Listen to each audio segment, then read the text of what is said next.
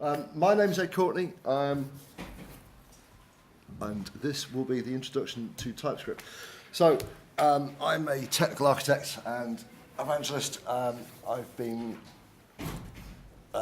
programming for far too long. Generally started on one of these before migrating onto one of these. Before migrating onto one of these, nice upward progression at this point, and then reached the pinnacle of innovation with that. Yeah. Anyway, so no, I'm a very, very, very infrequent blogger. That is my website. If there's anything you find that's useful, knock yourselves out. But don't expect there to be any updates for huge periods of time. So, what is TypeScript?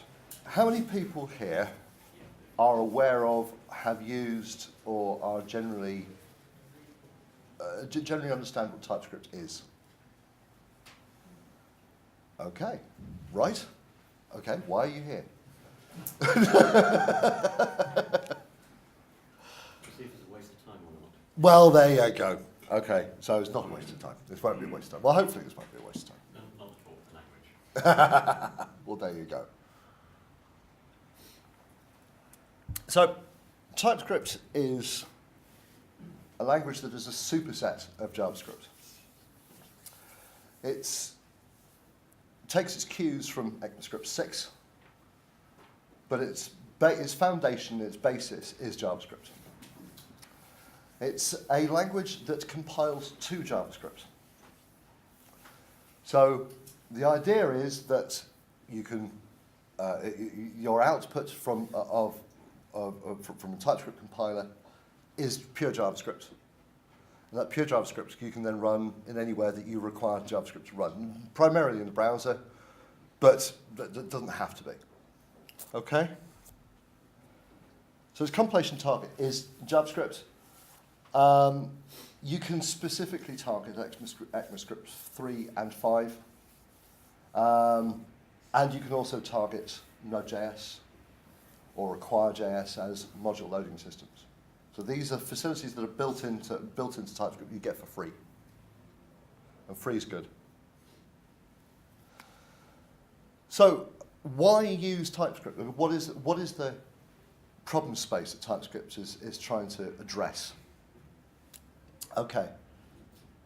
So TypeScript,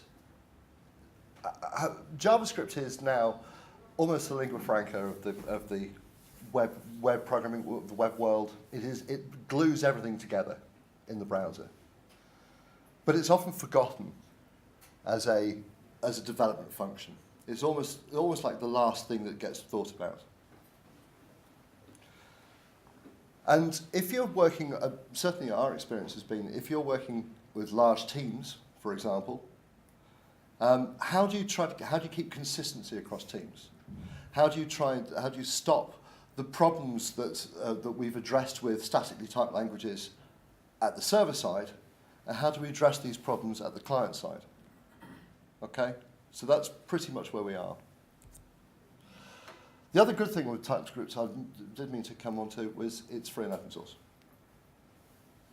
So you can go to that GitHub address, you can download the entire source code and compile it locally. Microsoft have done a complete 180. They're now doing things in the open. This is a good thing.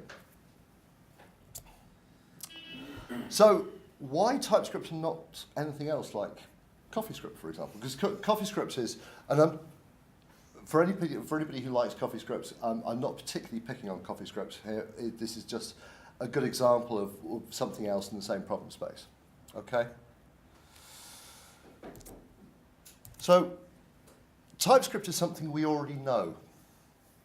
Because it's JavaScript, because as developers, we already know JavaScript. JavaScript is ubiquitous. TypeScript, you practically already know it, right? Although it is immature. So TypeScript is a 1.0 release. It's only been around for about a year. It is incremental. It is continually getting updates, continually getting additions to the language. So the adoption rate is low at the moment, but it is getting better. It can be verbose. As opposed to straight JavaScript, it can be a bit more verbose to read. But that's not a bad thing. Whereas something like CoffeeScript or Dart or any of these other systems, you're dealing with a completely new language. And most of them don't look anything like JavaScript. CoffeeScript doesn't look anything like JavaScript. Dart doesn't look anything like JavaScript. Right? However, CoffeeScript is well established, and CoffeeScript's been around since 2009, I believe. It's the first CoffeeScript compiler. And it has a very nice syntax. If you like CoffeeScript, if you understand CoffeeScript, if you're well versed in it, it's a great language to work in. Because it allows you to do things like that. That's nice. So you've got a jQuery selector for a button. You're adding a click event with a timeout that's going to trigger a slide up function. Although, what's the difference between the single arrow and the double arrow? So to a lot of developers, that's scary, and it's off-putting. Yeah. If you think about a lot of your front-end JavaScript developers, not all, but a lot of your front-end JavaScript developers, certainly in my experience, we've inherited a lot of developers from, say, the design departments or people who they've started by tinkering with jQuery, and they've animated things, and they can follow the examples on the web, and they learn the JavaScript that way. If you try and put something in front of them like CoffeeScript, they're going to run away screaming. Put something like TypeScript in front of them that looks very familiar, or looks very similar to something they already know, and they accept it, and it becomes something that's easy to learn. Okay? But not everybody agrees that TypeScript is a worthwhile thing. Douglas Crockford, who is a man I'm not fit to polish his shoes, doesn't like it. Thinks it's way overrated. Now, for somebody like Douglas Crockford, I would agree. I think he's right. That if you are working at his level, you probably don't need it. If, however, we're mere mortals, and especially if we're working in teams, and we're working in large code bases that are operating in the browser, and we're working, across a code base, I think actually it does provide some significant benefits. And hopefully, over the next hour or so, I will convince you that that is the case. But not everybody agrees, and some definite JavaScript luminaries do not agree with this. Okay. So, on to the type. So in JavaScript, what have we got here? So n is a number, brilliant. B is Boolean, and S is a string. That is the type. Those are the types defined in JavaScript. Those are the only types defined in JavaScript, apart from objects, obviously. And that's it. So TypeScript takes exactly that idea. In fact, that is valid TypeScript as well. And TypeScript will infer the types. But if you want to be explicit about it, that's how you define it in TypeScript. So, the same way, n is a number that has a value of 0. B is a Boolean that has a value of true. And S is a string that has a value of foo.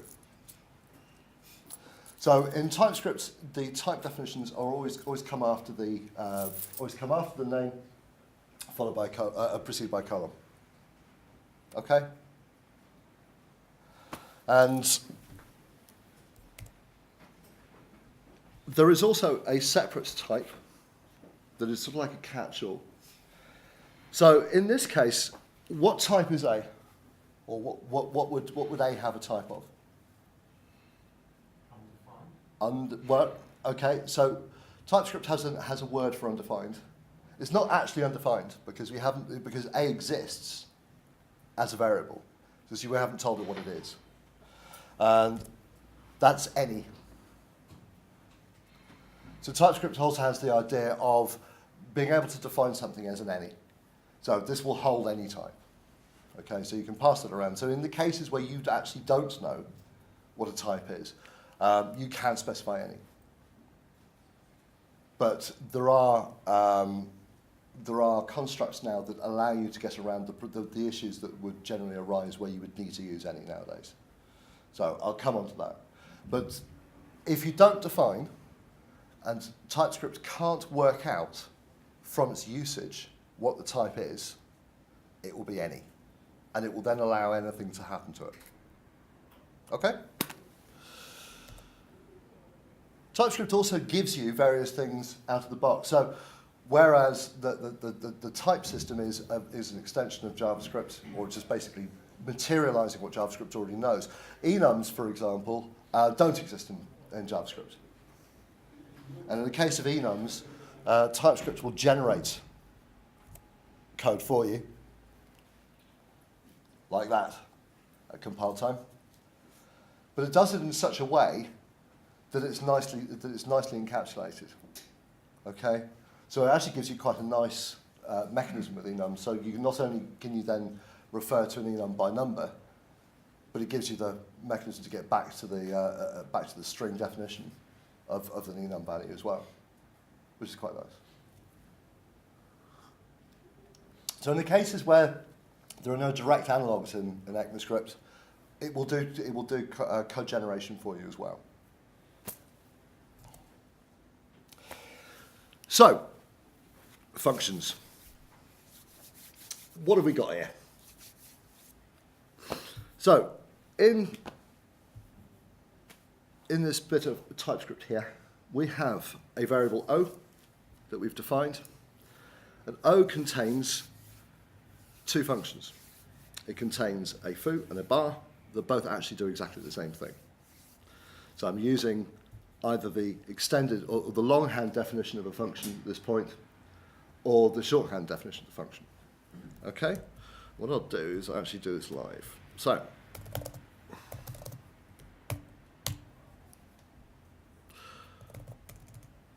this is, if you haven't seen it, this is the TypeScript playground. This is running in the browser. This is live. So I'm hoping the net connection stays up. Beg your pardon. This, on the right-hand side here, is the JavaScript output of the compiler. On the left-hand side is the TypeScript source. This is providing IntelliSense and everything else in the browser live and is written in TypeScript. So this is the TypeScript compiler in JavaScript that running live in the browser, compiling TypeScript. Which is a bit mad, but that's quite cool. So if we say that we have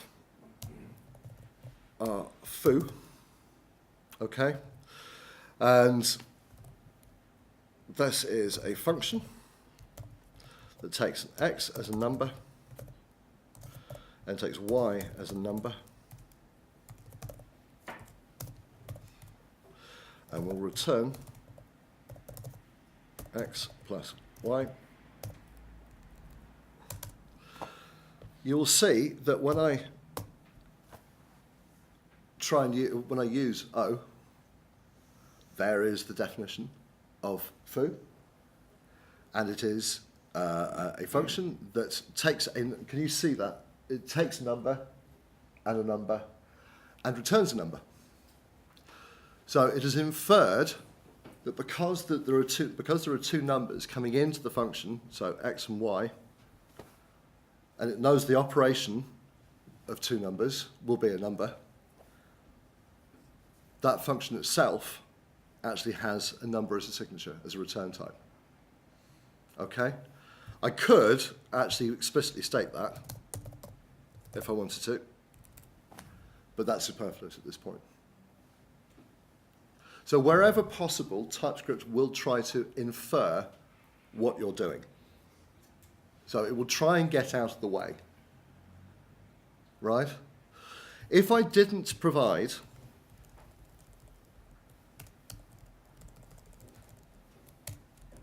the types at this point, that's now any, because it has no way of knowing what you're trying to do. Okay? Even if I try and call, so if I call foo with 3 and 4, like that, the function itself is defined as any's. And the reason is because we're calling, but we haven't defined at any point what that is. So if I now if I put the type definitions back in, so there we go, x and y, you'll see that again is back to the number returns a number, and if I attempt to use this in such a way, let's do that, I now get an error. So the TypeScript compiler will now tell me that that's a problem, because I'm now trying to use a string in the place where a number is expected. From a pure JavaScript perspective, that is perfectly legal. There is nothing wrong with that. But that's certainly not what the intent of the code is. Right? One of the great things about TypeScript is it allows you to show what the intent of the code is. So without having to know or be able to drill into the function itself, you can see what the intent of the function is. In much the same way as any other statically typed language, you can see the signature of a function. You don't need to know what the implementation is, but from the signature you can infer what the intent is. Okay? Any questions? Good. So, the point of this is that both those definitions of those functions compile down to exactly the same thing. So the output in both cases is the same. There is a reason why you use the fat arrow version of the function as opposed to a longhand function definition at times, and I'll come on to that. It's to do with capture. It's to do with this, and it solves the nasty problem having to store this away and getting access to it later. Okay. So, in JavaScript, is that valid? Yeah. Yes? Okay. What's the output?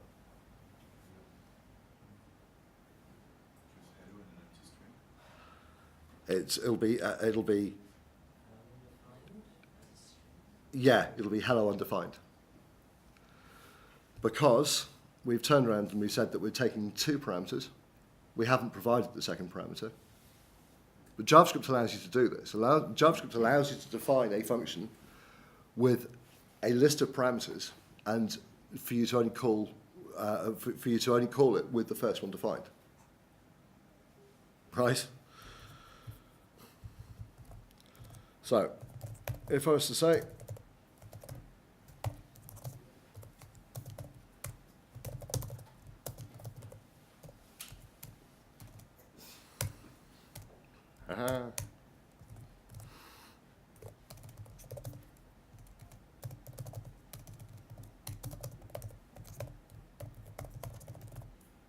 that is perfectly valid JavaScript.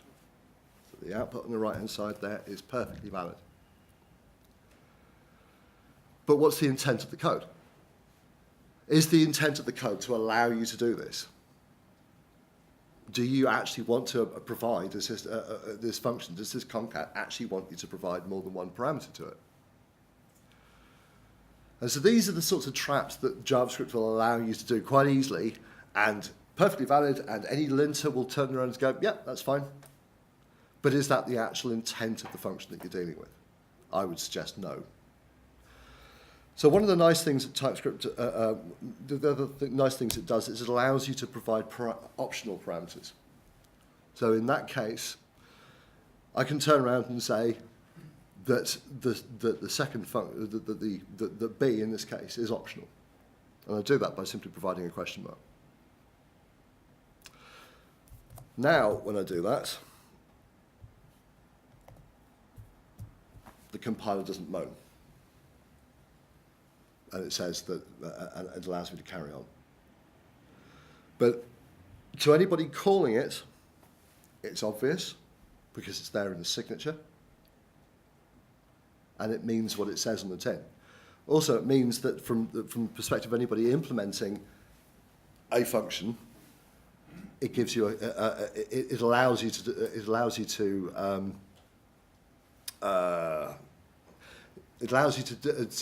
think about these problems ahead of time. Yes. So in this case, it's just simply a case of if B has been provided, then we'll return that. Otherwise, we'll just return A. Okay? That now makes sense.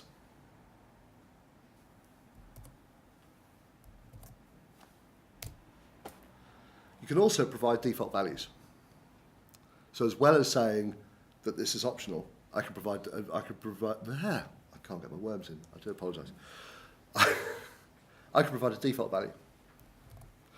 So if we go back to our playground here, I could do that. Notice what it's generated. So it's actually done a test for you. So it's checked to see whether whether B has actually been provided, and if it hasn't, it's automatically filled in the value that we've put in on the signature. Again, these aren't major things, but they are definitely nice to have. And also, of course, from the perspective of anybody using the function, so if you look at the concat, no, that's something they have changed. So they obviously aren't doing it here at the moment. They are showing this as being an optional parameter. In some of the IntelliSense providers, especially in Visual Studio, they are actually now showing you that there is a default value there as well. Okay, they obviously haven't done that in the browser at the moment. Is that because the string is empty? Say that again? Is that because this string is empty? No, it's because they just... It's showing what it is in that it's an optional parameter. Because there's a default value there, it is an optional parameter. So it's showing it as a question mark. What it's not showing is the default value that you will be provided if you don't provide the optional parameter. Okay. I know certainly ReSharper. So ReSharper 9, for example, if you're using that in Visual Studio, that now has support for TypeScript, and that will show you as part of its IntelliSense default values. ReSharper 9, just as a word of warning, ReSharper 9 currently only has support for TypeScript 1.3, and TypeScript 1.4 is currently out, although the next version of TypeScript 9.1 is supposed to introduce support for 1.4. Okay, there is I'll show you later, but it's a very specific issue that crops up with it. So, interfaces. Interfaces are the Swiss Army knife of TypeScript. These enable practically everything. Once you know the type system, everything else practically falls into interfaces. This is where the fun begins. And interfaces describe objects. The thing you have to remember is it's not like C#. So C#, an interface is a contract that you explicitly state an object implements, right? So you define an interface, an IFU, and your class explicitly extends that interface.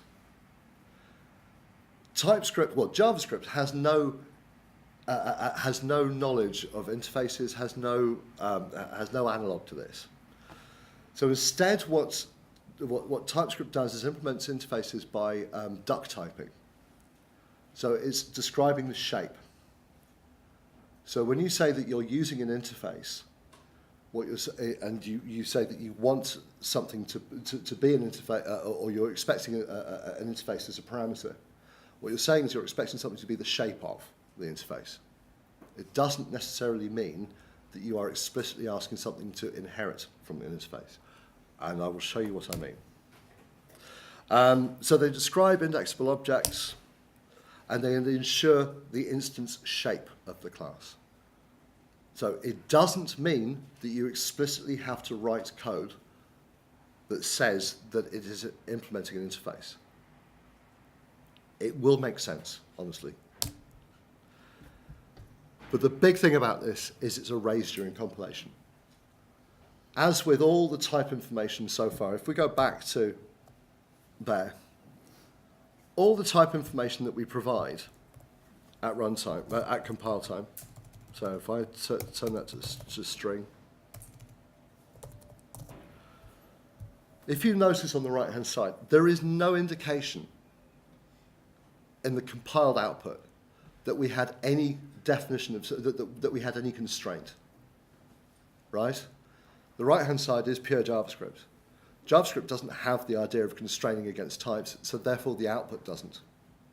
It's only the compiler that will enforce that constraint. So much like Java does type erasure at compilation, TypeScript does type erasure at compilation. It makes sure everything's correct, and then it just gets rid of it. Okay? So,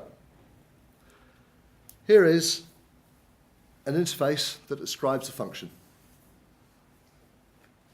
So, interfaces do not just have to simply describe classes, they can define functions as well. So what we're saying is we are describing an interface of iOperatorFunc.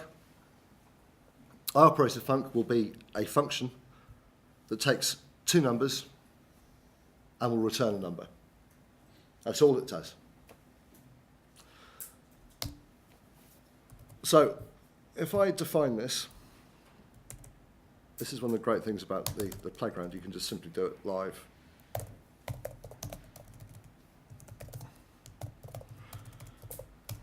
I can't type. I've got a lovely Sculpt keyboard wireless thing. Beautiful. I have got it packed in my bag. I took it to bring up to the conference. Just a word of advice, if you ever do that, just remember to bring the dongle with you. It's currently sitting in my hotel room doing nothing. So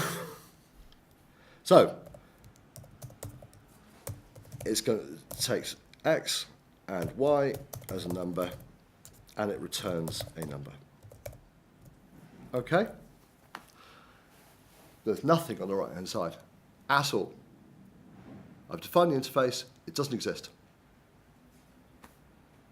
Right? So here I've defined a function, add, and I've said that add implements the iOperatorFunc interface. Okay? So, sorry. So if I add, and that takes, that is an iOperatorFunc. Is it IntelliSense in the browser? Very cool. Live. So,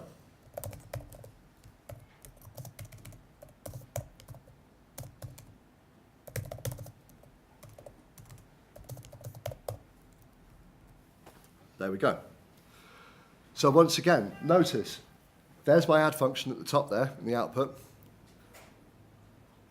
But all the information around about the interface that's been supplied to it is gone.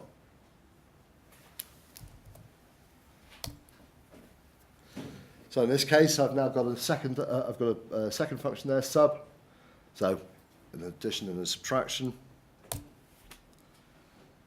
So I could now say that the exec function there is going to take an operator of type iOperatorFunc and work and execute it with the two numbers that are provided. Okay? Which now means I can do this. So I can provide add as a parameter to the exec function. Does that make sense? Right? So I've defined an interface describing a function. It's going to take two numbers, return a number. I've got two implementations of that interface, and I've got something that can then accept that definition as an input, right?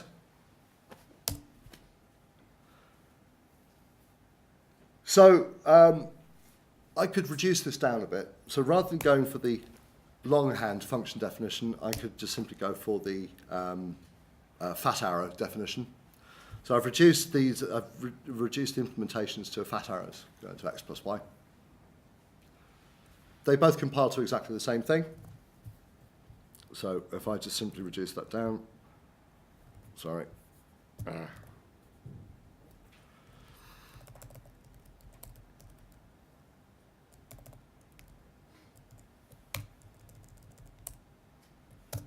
Fat arrow, x plus y.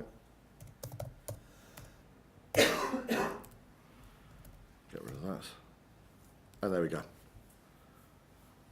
So there's the same function, defined the same way. But it's easier to read. Okay?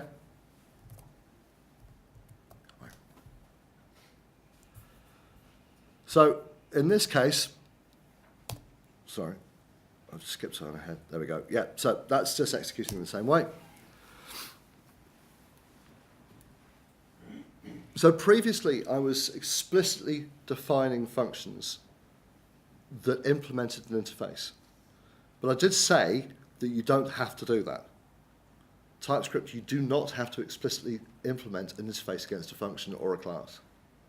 Right? So in this case, I've got the interface defined.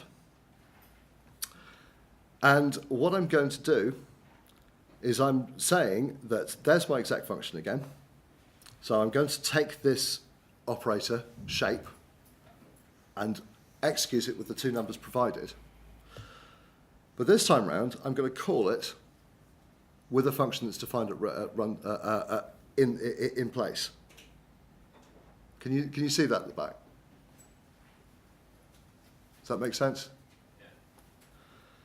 So what I'm saying is I'm going to exec, there's the function, takes x and y, returns the addition of x and y. There are the two values that I'm going to call into it, right? And I'm saying, in fact, I'm casting it effectively to iOperatorFunc. That cast isn't needed. I don't need to explicitly say that that's what type that is. And the reason I don't need to do that is because that function looks like that definition. That's all it needs to do. As long as it looks like the thing you're calling, looks like the thing you're asking it to do, it's accessible. This is a good thing. This allows you to interact, especially it allows you to interact with existing code bases without much change. So in this case, these are all the same thing. So the top add is a function that's being cast to. The second one is definition where I've put the type annotation after the name, and the third one is the same thing, but it's the same thing because of duck typing. Everyone with me? Any questions? Yes. Can you do the same thing with a fat arrow annotation? Yes. Yes, you can do the same thing with the fat arrow and that. Type annotate that too. The fat arrow annotation, sorry, the fat arrow is simply a synonym for function. Okay? There is something else around the fat arrow. Okay? But in most cases, it's simply a synonym for. All right? Great. So the whole point of this is the type compatibility is to do with shapes. So foo and bar are two different objects. Foo contains a number and a name, whereas bar contains a an ID, a name, and an is populated. So anything that asks for a foo in its signature will accept a bar. And it will accept a bar because bar contains an ID and a name of the same types. However, the converse is not true. Anything that asks for a bar won't accept a foo. Okay?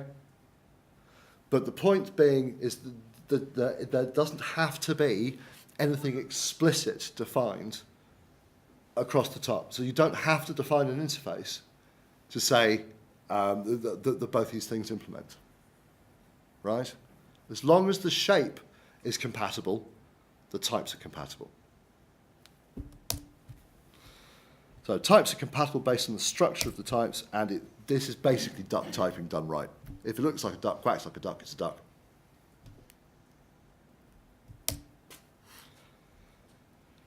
So a couple of other nice things that TypeScript gives you.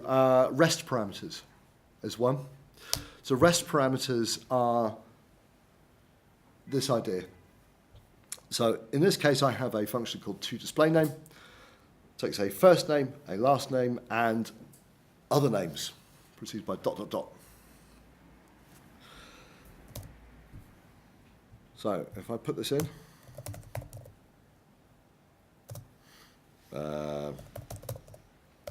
so yeah, first name, string. I can't type. I wish I'd remembered my dongle.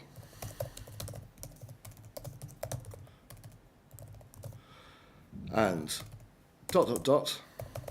other names, string.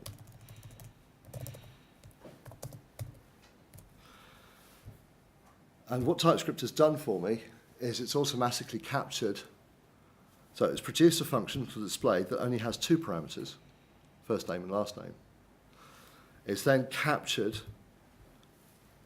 all the parameters that get passed into the function, discounts the two that it knows about, and then takes all the rest of them and bumps them into an array, which is quite nice.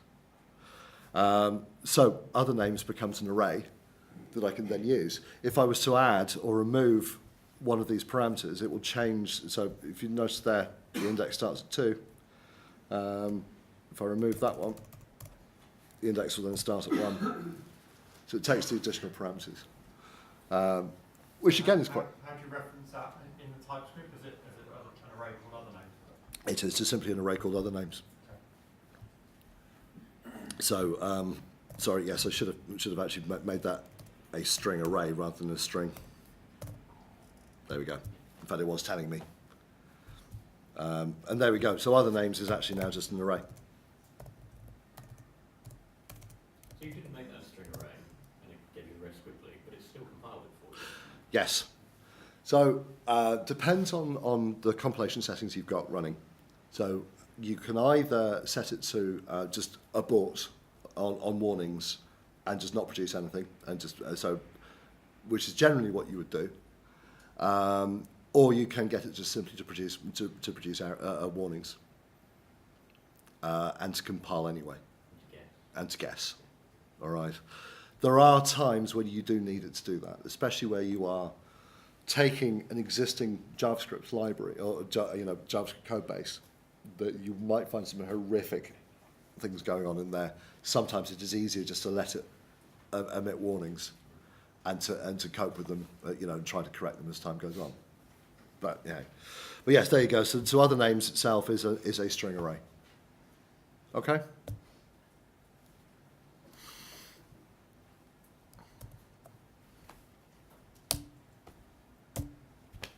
So, as I say, that produces some code for you that you can deal with.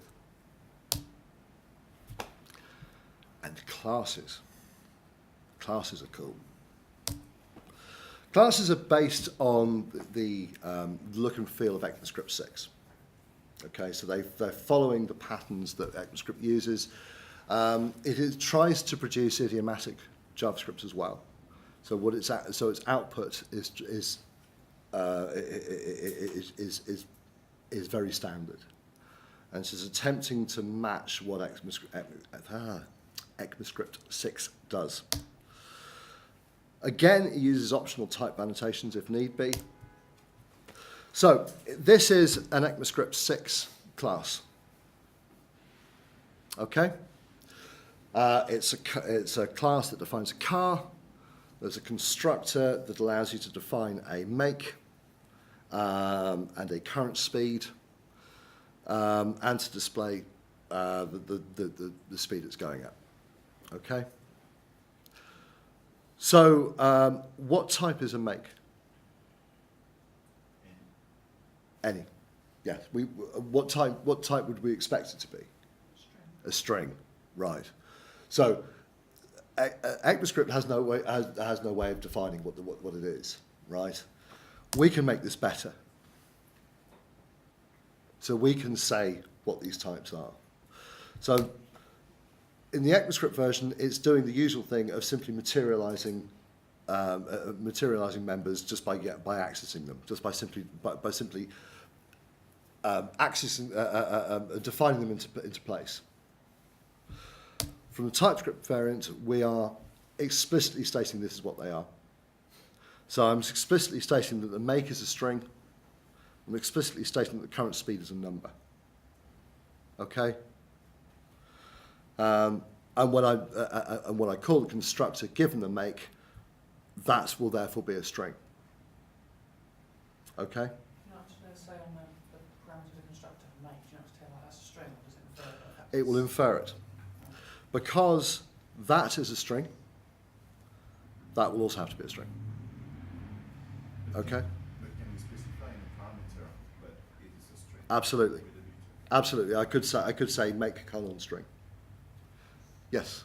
In the print current speed, do you need to have this qualifier, or do you just put current speed and make in the? You need to say this for it to get the scoping. Okay? But I can now do this as well. So that's what we had. So what I'm now saying is the make is a string and it's public in the constructor. And what that does is it makes a public accessor for me. So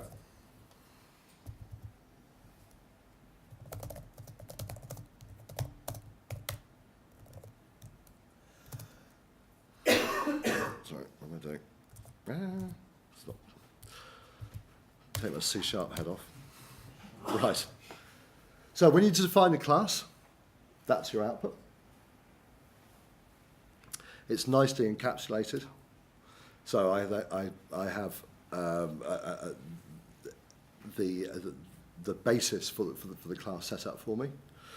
I can then say I want to put the constructor, and I'll say that I'll have a public make as a string, and there we go. So I have this make is set up for me. So when I use the class, so var car is equal to new car, and the make will be a Ford. There is a make property on it. Okay? Does that make sense?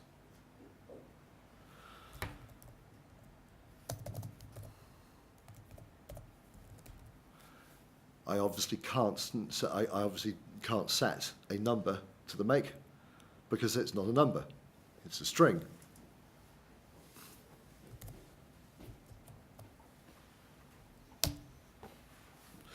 There is also the idea in TypeScript. What I should have done at this point is I should have talked about inheritance, and I haven't done that. So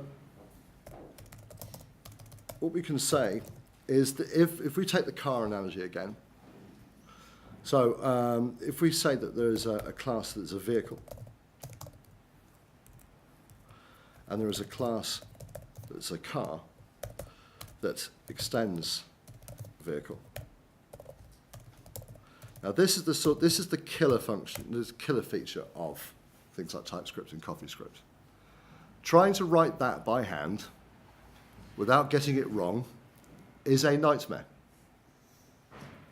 Yes? Especially where you are actually extending or copying the prototypes over for functions and all the rest of it. It's an absolute bloody nightmare, and you will get it wrong.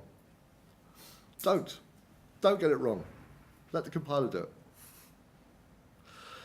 It is one of the few times when TypeScript actually does emit a block of code like that.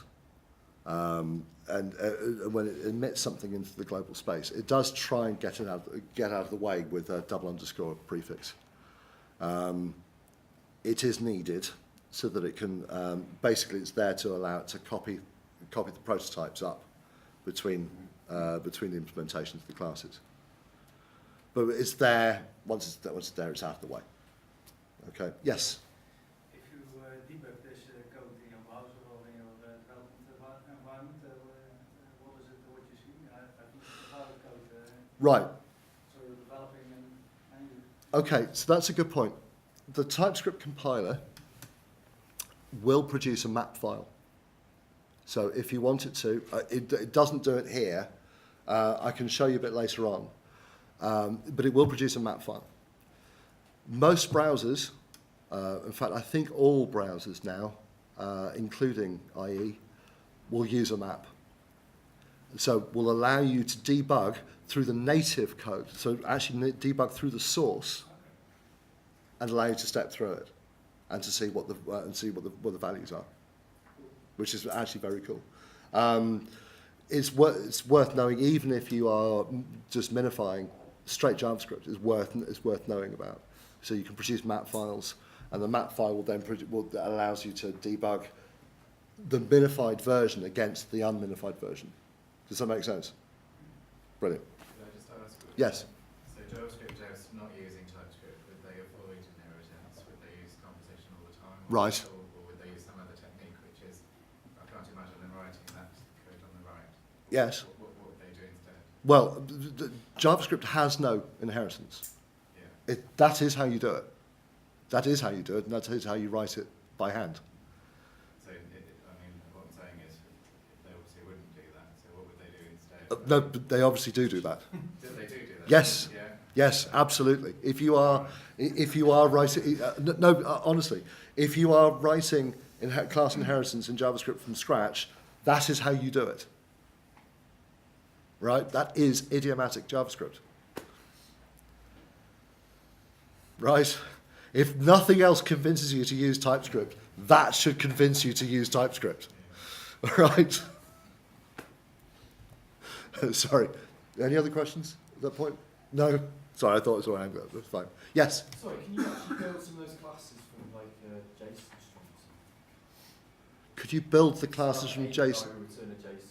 Obviously, that's not a strong type at that point, is it? Well, JSON's just an object. JSON's just an object representation, so it has no execution structure.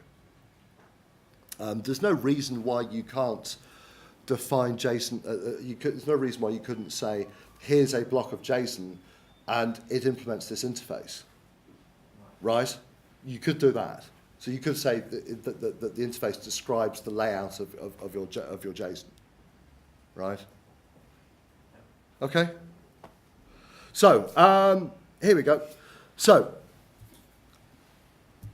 I have here a function called addLength that takes x and y, and using the power of duck typing, it's got X and Y can be anything we like, but they must have a parameter called length that is a number. Okay? This is nothing we haven't seen before, which means that I can have a foo and a bar. They both have length properties. So they are pretty much JSON objects at this point. Foo and bar, one's got length of 10, one's got length of 15, and I can pass them in to add length, and it will add those lengths together. Yes? With me so far? And the only thing I've said is that X and Y must have, so these parameters, so they must have that shape to them, right? I could have as many other members on foo and bar as I like, but they must have length. So the other way of dealing with this, as opposed to define that longhand, is I could define this by defining an interface up front, right? So I'm going to define an interface called iLength, and iLength demands that there is a member called length that is a number. Yes? So in which case I can then change my function to say that X and Y require iLength. Okay? And in which case I can then take foo and bar. The important thing, again, I will keep banging on about this, but it's important to bear in mind. Neither foo nor bar ever say that they implement iLength. But that's perfectly valid because they implement the shape. Okay?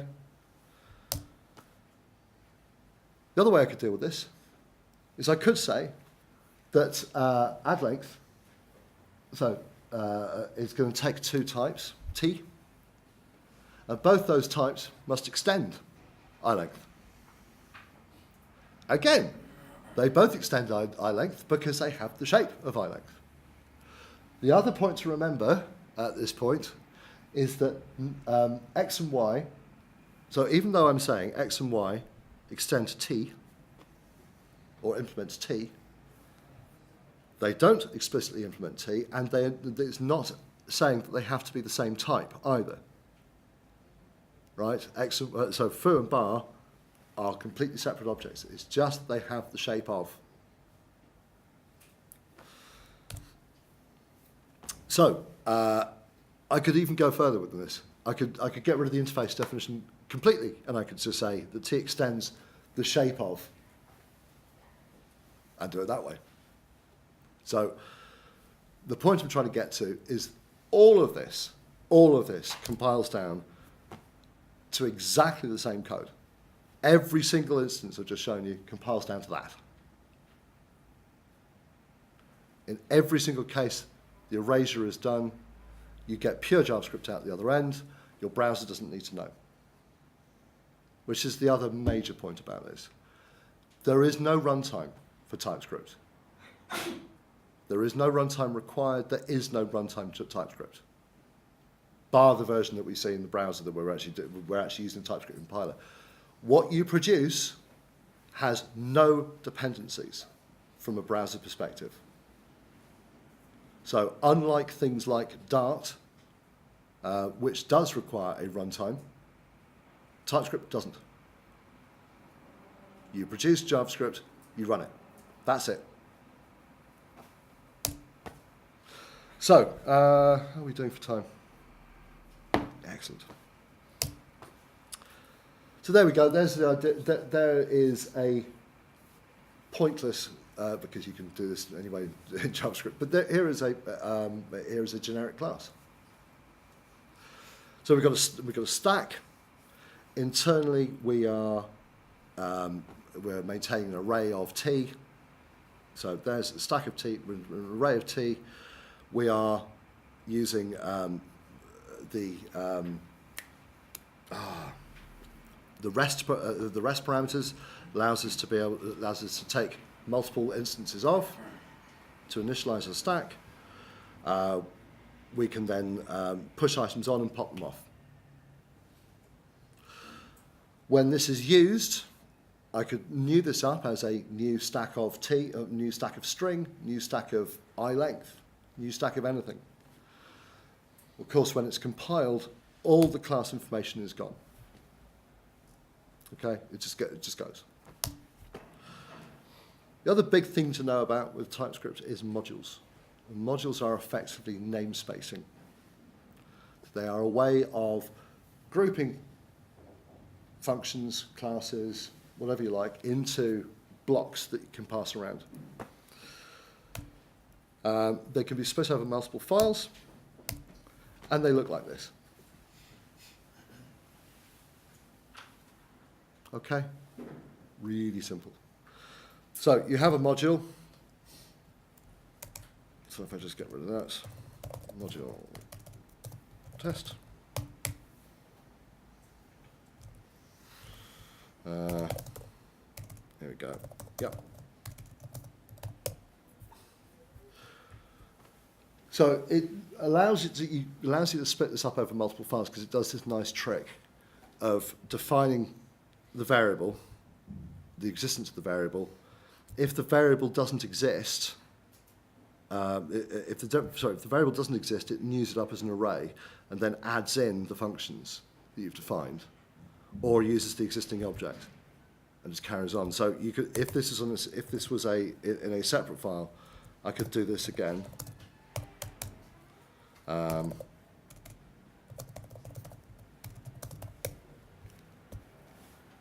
Okay, so I could have multiple members within modules split over multiple files. Okay. This is the same module. Yes. In your second test log, could you reference none? Yes. But I'll show you what. Yes, I'll come on to that in a second. All right. Because so there's my module. There's what it produces. But if I try to use, so I've got my module, I've defined foo as a function. If I try and execute it, it won't work. The reason that won't work is I haven't exposed it out. So modules are self-contained; they're closed, and you have to export out of a module the things that you want the outside world to see. Okay. So you do that by exporting. And there's a very good reason for doing this. So,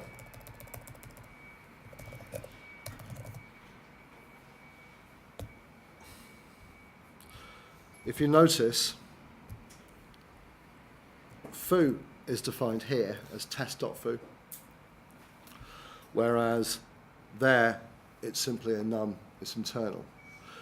If you minified this code, that num will be minified down into something tiny, right? So it'll be minified down to an A, or you know, some single letter token within the context of that module.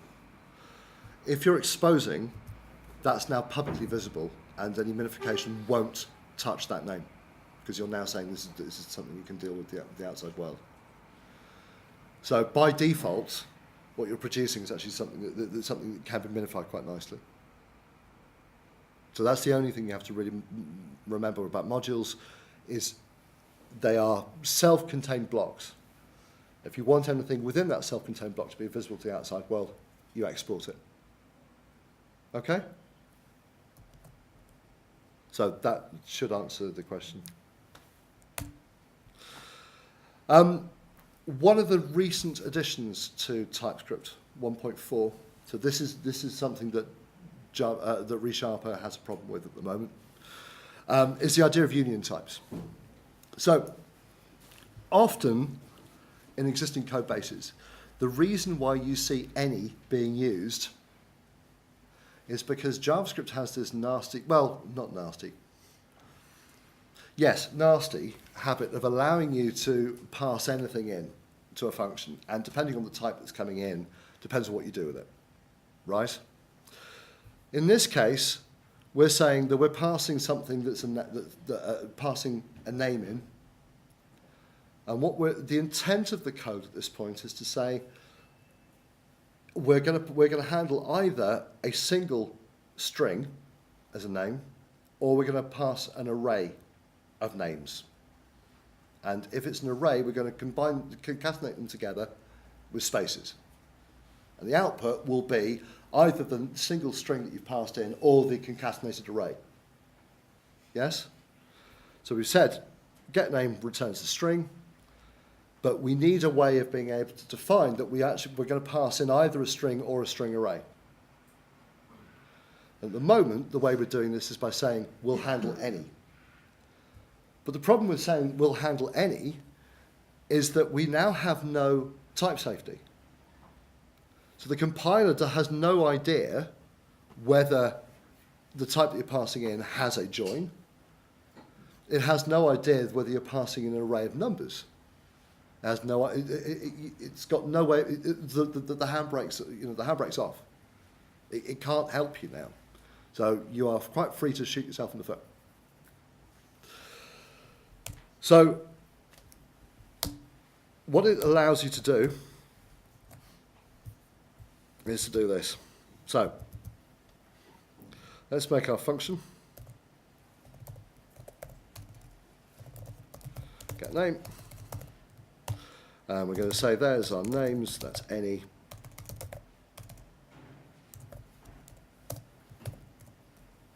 And that's going to return a string. So that's warning me because I'm not returning anything yet. So if type of name is equal to string, return name, names. There we go.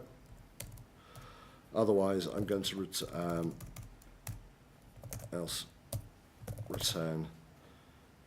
names. Right. So at this point, the compiler can't help me. It doesn't know if there is a join method. It doesn't know anything about this, right?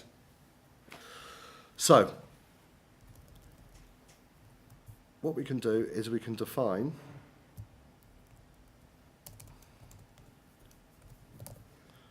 interface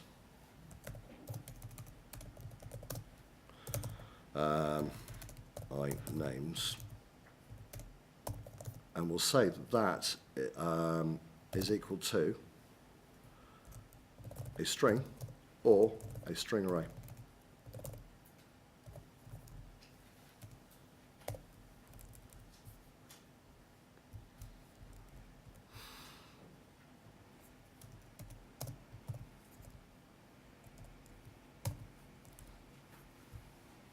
Or actually, the easiest thing to do is just simply bung it straight there.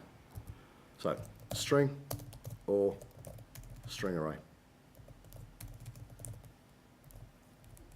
Like so. Now, it knows what's going on. So it's intelligent enough to work out that at this point, if you've done the test against string, that will be a string. And at that point, names is now a string array. And I can now use the IntelliSense, and there's join. Right? That's quite nice. So TypeScript is trying to help you with idiomatic JavaScript. There's a lot of JavaScript out there that behaves exactly this way. jQuery is a very good example of this. So there will be, and up till recently, they had to define some of the jQuery interfaces as taking any. They can now constrain them to say, actually, it'll be this shape or that shape. Does that make sense? Awesome. Any questions? Can you get quite conflicting types? Well, if you do like a number and a string, you'll handle. Yeah. I could say, I could absolutely say that. So if I was to do that and a number, and which is one of the really charming things about JavaScript and some of the libraries out there. There you go. Names is now a number. Yeah. So it does allow you to do various things like that. One of the other things it also recently added was if I said that var o, for example, so like that, there's now a backtick string operator. So I can now console log, and I can then use like that. And that will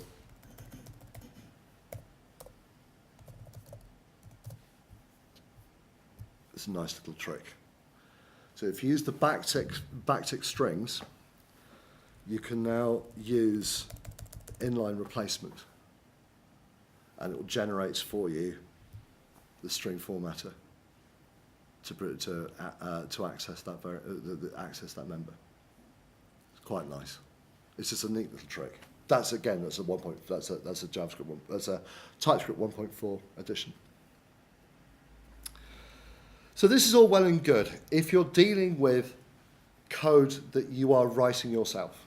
Okay, so everything we've done up till now, we've said we're writing our own TypeScript, right? So everything we're writing from is from that perspective. The problem is the real world doesn't work that way. The real world, you're using jQuery. The real world, you already have an existing code base that has been built up over the last few years that your website relies on. You can't simply expect to be able to drop everything and to drop everything into TypeScript from the word go. It's not going to happen, right? So what TypeScript does allow you to do is to provide type definitions, and these are d.ts files. So these are a specific form of definitions, of TypeScript files that are there to provide the interfaces and definitions for the things that you're using. Now, there is a very good resource on the web called Definitely Typed. It's an open source, basically it's an open source repository. And I would say, nearly all of the major JavaScript libraries that are out there are covered by the Definitely Typed project. So you will find definitions for jQuery, for Angular, for, you name it, they're probably there. So what do you mean definitions? Right. So let's go to, in fact, let's go there and show you what I mean. So,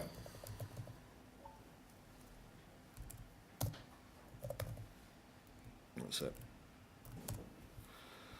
So, there it is. So if we take something like jQuery, for example, which should be here. There we go. So there's quite a lot of these things here. The jQuery form. And here's the d.ts file. So these are the definitions of things that have been defined in a JavaScript file. So you use this so you would pick up the JavaScript projects, you'd pick up jQuery forms, and TypeScript will try to make it to make its best, to make the best fist of working out what's going on there. But as we've shown, unless it can work out what the types are that things are being dealt with, it's going to be any everywhere. What this allows you to do is say this is actually what's going on. So this is a definition file that goes alongside. So these can be written by hand, and are written by hand in a lot of cases. The TypeScript compiler itself has an option that will produce these for you automatically. So if you are writing TypeScript and you are producing a library that is going to be consumed, it will produce a d.ts file for you as part of the compilation process, which is nice. Okay, so in this way, libraries that weren't written in TypeScript in the first place can be given the type annotation around it to make it so that it plays nicely with. Does that make sense? Yes. Yeah. Does TypeScript follow like convention of like interface is just jQuery for options rather than jQuery? No, there aren't really any conventions around that. I mean, I like to use I because I'm a C# developer. I know lots of people who disagree with me on that. No, there aren't really.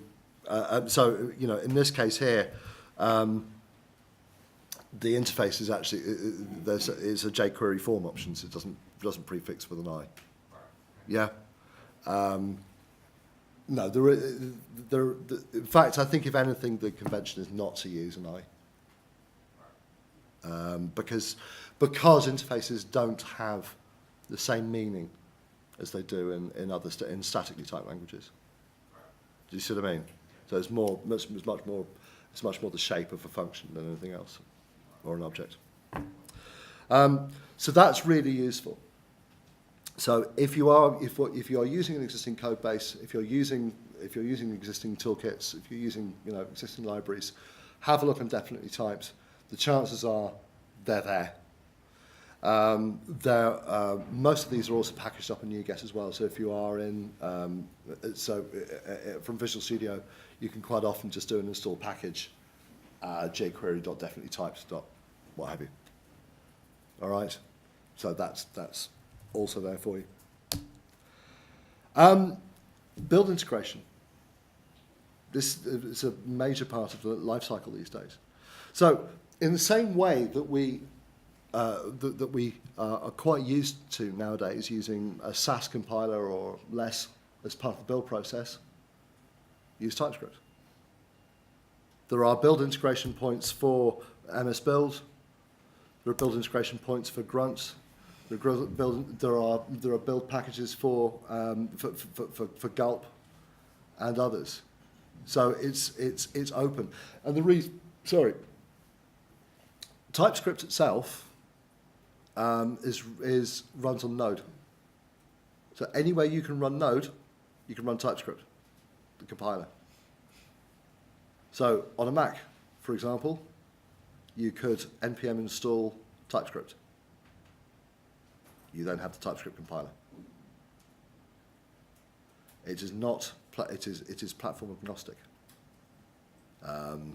Microsoft have learned not to try and tie people into a platform, which is one of the common misconceptions. I have heard this several times before, that it's only to be used in .NET projects and will only work in TypeScript and blah blah blah blah. No, completely untrue. It's totally platform agnostic. It does not tie you to any platform at all. If you can run Node, you can run TypeScript. End of story. The other popular misconception is that it requires another browser runtime. Absolutely not true. It's producing idiomatic JavaScript. It will target ECMAScript 3 or ECMAScript 5, depending on what parameters you pass to the compiler. But no, it is producing idiomatic JavaScript. Okay? And the other misconception is that it's difficult to work with existing code and libraries. No, it isn't. By using a definition file alongside your existing libraries, you can provide the type information you need around existing code bases without having to touch them. In a lot of cases, you can take a JavaScript file and rename it from .js to .ts. And 99% of the time, TypeScript will work fine. Or where it falls over, where it complains, generally what we found is there was a problem there in the code in the first place. It's quite horrifying actually when you come across large JavaScript code bases in client that being delivered to the client browser, and when you see some of the mistakes that are actually in there. TypeScript can be quite a good way of finding these things and hunting them out for you. But as I say, you don't have to do that. You don't have to transfer. Don't have to move things across at all. Can So, I just ask on that? of course you can. Yeah, I mean,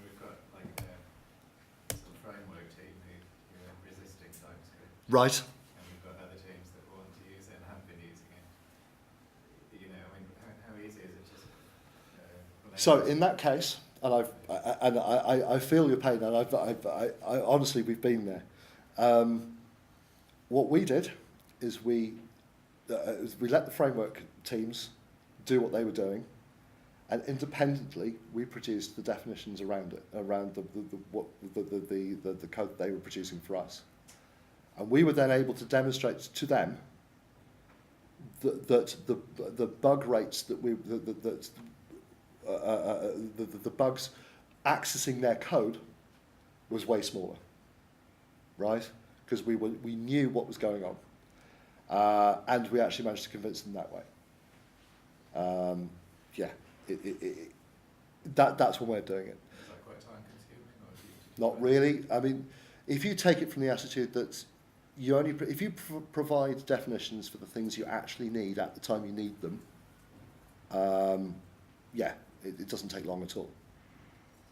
If you're calling a function foo in the libraries that your interface team has provided you with, it takes minutes to produce the interface definition for it, and once it's there, and you can then go back to them and say, yeah, this is what here, and also you can then beat them.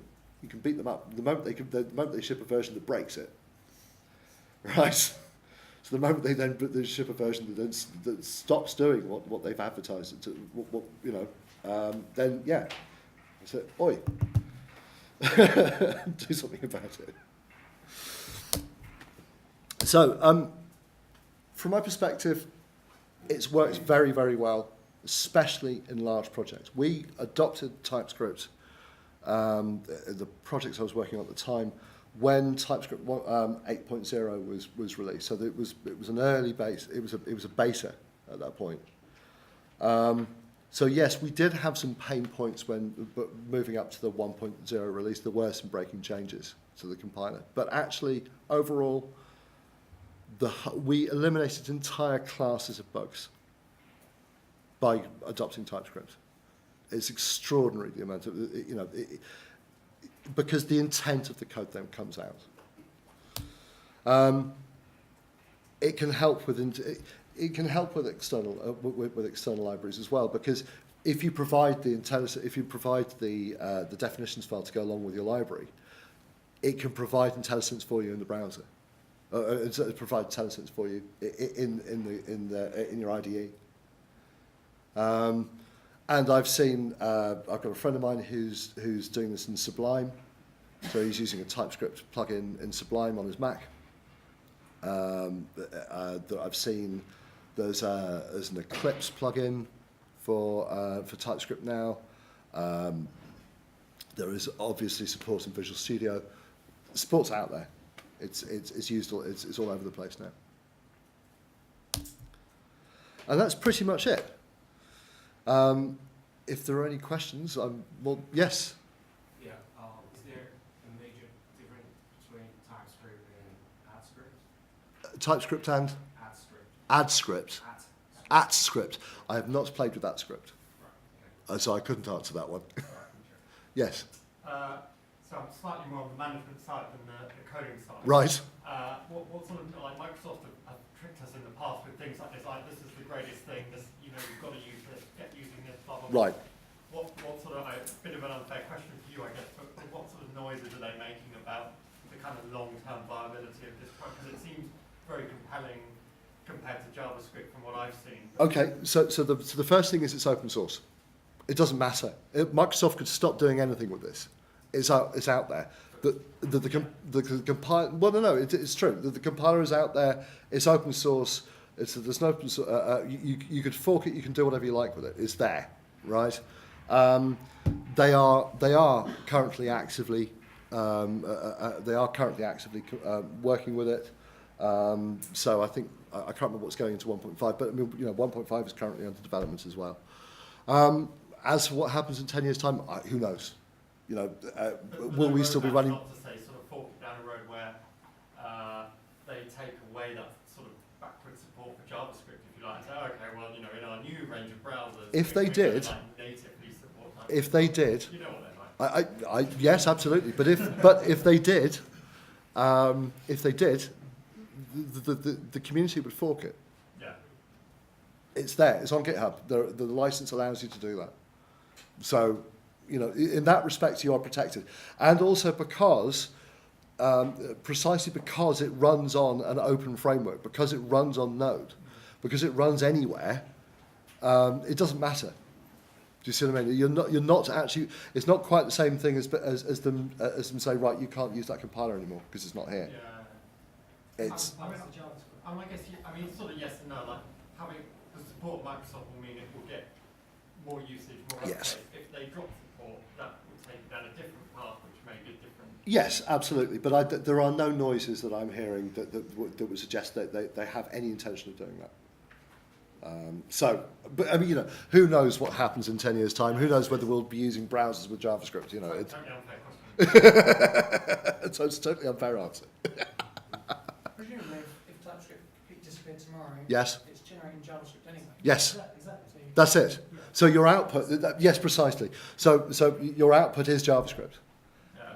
So you could drop all your TypeScript files and just take your JavaScript output and run with that. In theory, good practice. Yes. Yes, absolutely. And yes, you have idiomatic JavaScript at the end of it. So yeah. Is it true? Because I think I've heard that actually Google and AngularJS are going to use TypeScript. They are. In fact, Angular version 2 has been rewritten in TypeScript. Okay. So yeah, technically it should be fine. So the Angular framework is now written in TypeScript. So I've not played with that version yet. I'm hearing good things about it, but I've not played with that yet. But yes, and there are,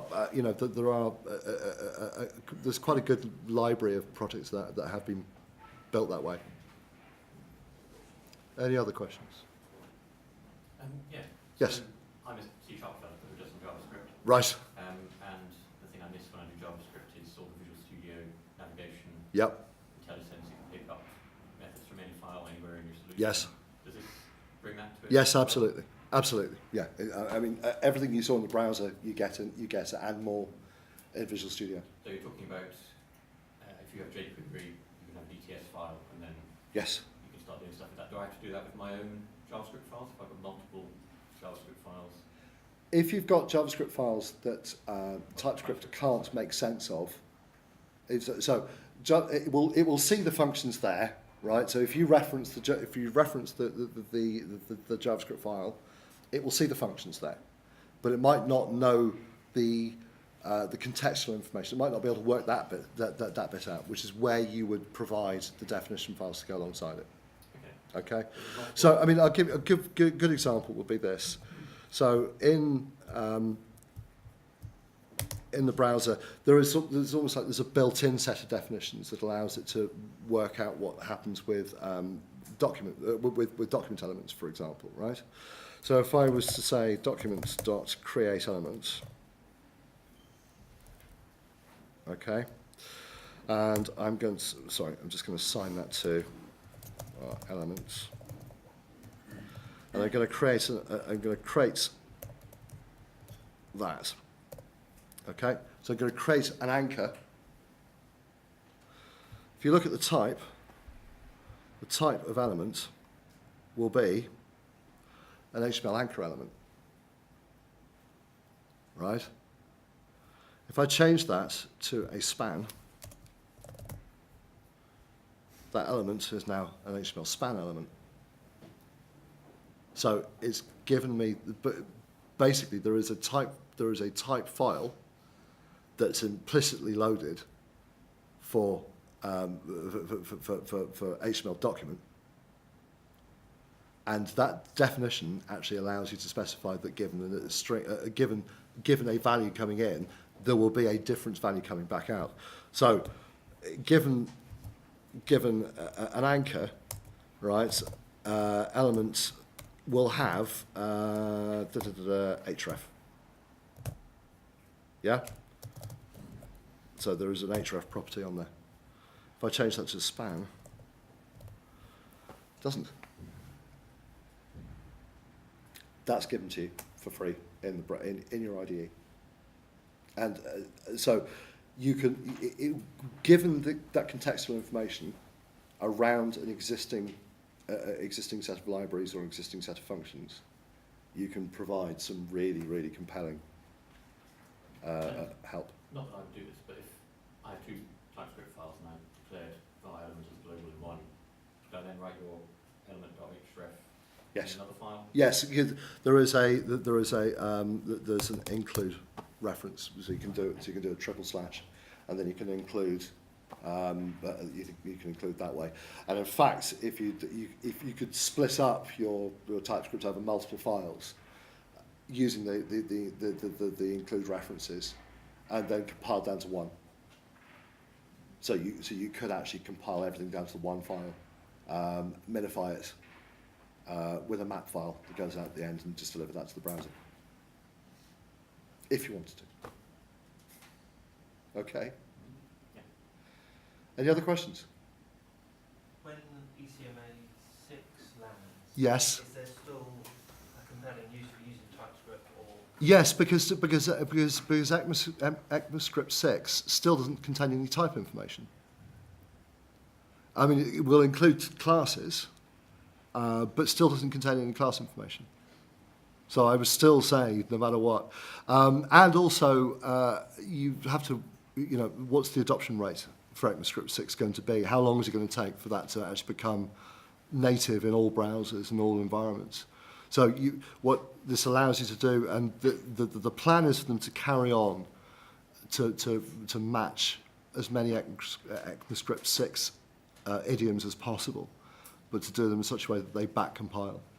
So they compile back down to ECMAScript 3 or 5. So there are some things I didn't have time to go into. So there are things like getters and setters that they provide that you can use in classes. Sorry, that are expressible as ECMAScript 5 and not as 3. So you can set your compilation targets. There are some language features that will only express in that way. So, yeah? Any other questions?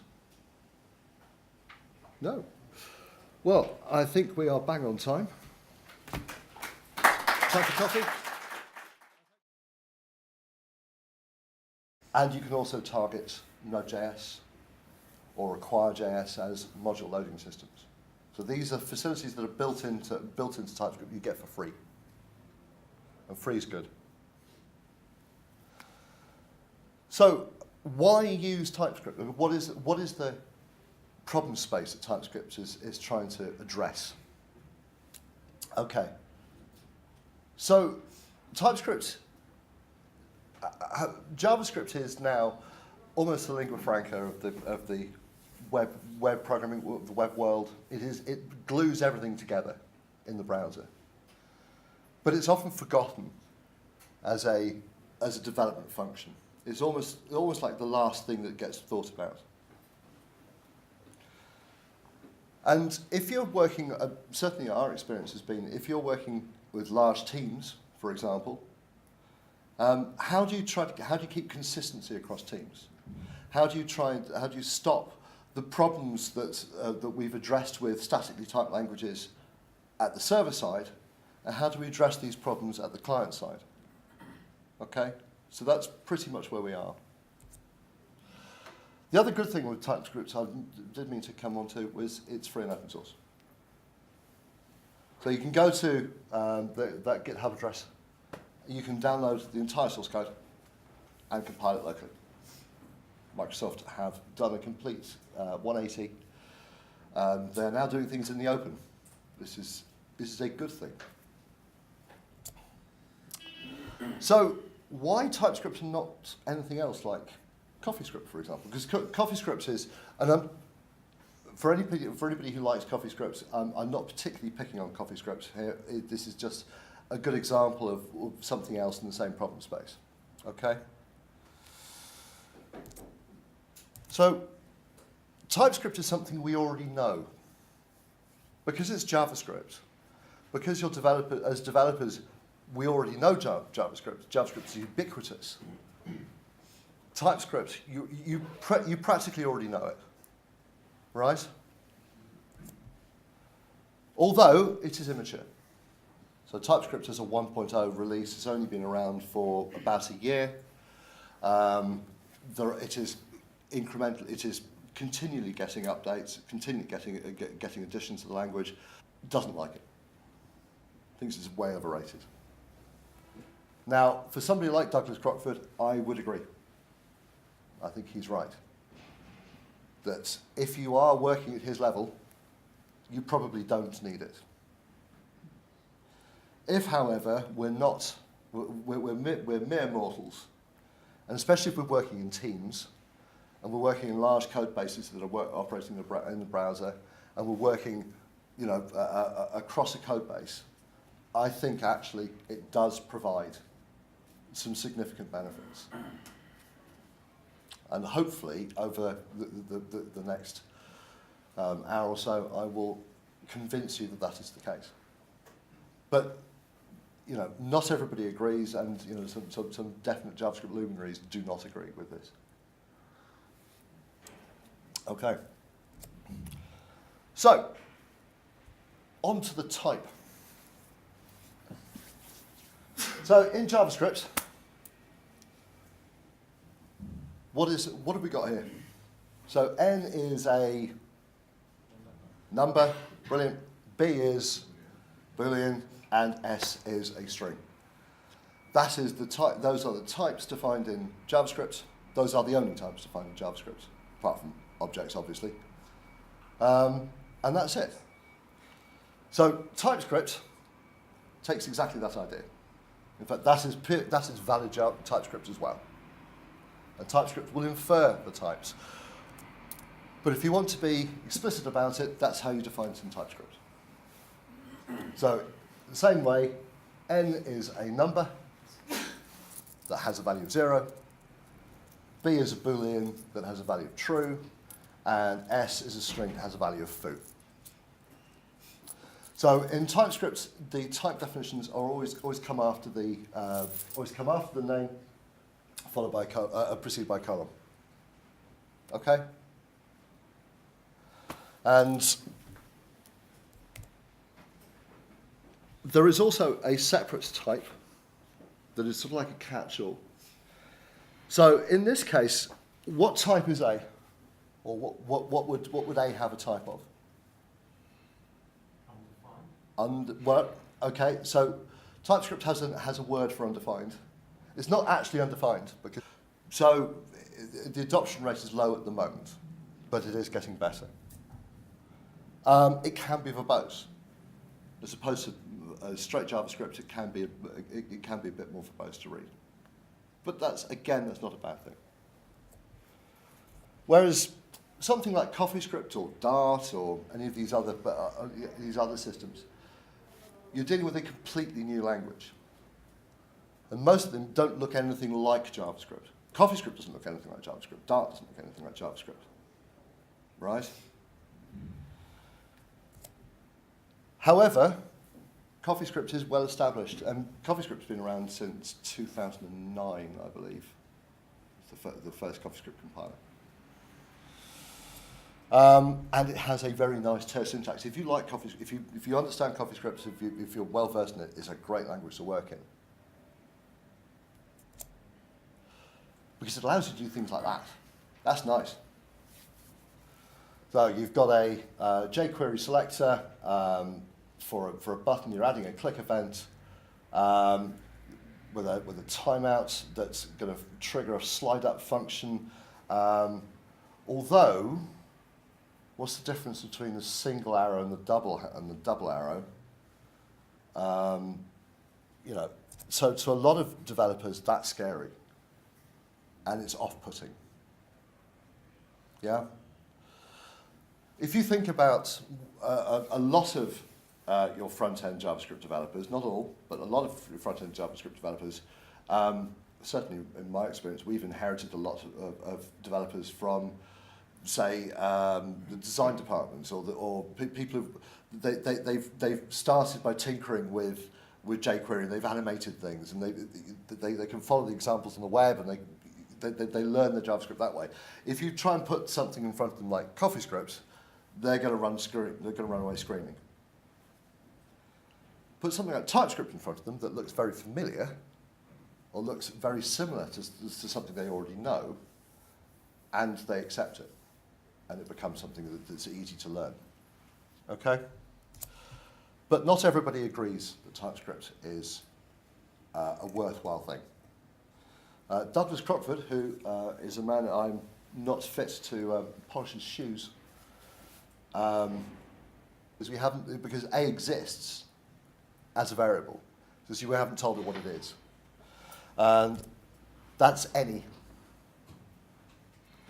So TypeScript also has the idea of being able to define something as an any. So this will hold any type.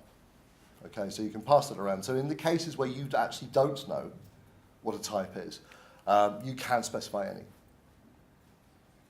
But there are constructs now that allow you to get around the issues that would generally arise where you would need to use any nowadays. So I'll come on to that. But if you don't define, and TypeScript can't work out from its usage what the type is, it will be any. And it will then allow anything to happen to it. Okay? TypeScript also gives you various things out of the box. So whereas the type system is an extension of JavaScript, or just basically materializing what JavaScript already knows, enums, for example, don't exist in JavaScript. And in the case of enums, TypeScript will generate code for you, like that, at compile time. But it does it in such a way that it's nicely encapsulated. Okay, so it actually gives you quite a nice mechanism with enum. So you can not only can you then refer to an enum by number, but it gives you the mechanism to get back to the string definition of the enum value as well, which is quite nice. So in the cases where there are no direct analogs in ECMAScript, it will do code generation for you as well. So, functions. What have we got here? So, in this bit of TypeScript here, we have a variable O that we've defined. And O contains two functions. It contains a foo and a bar that both actually do exactly the same thing. So I'm using either the extended or the longhand definition of a function at this point, or the shorthand definition of the function. Okay? What I'll do is I'll actually do this live. So,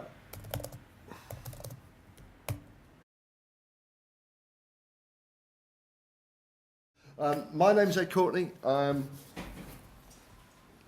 this will be the introduction to TypeScript.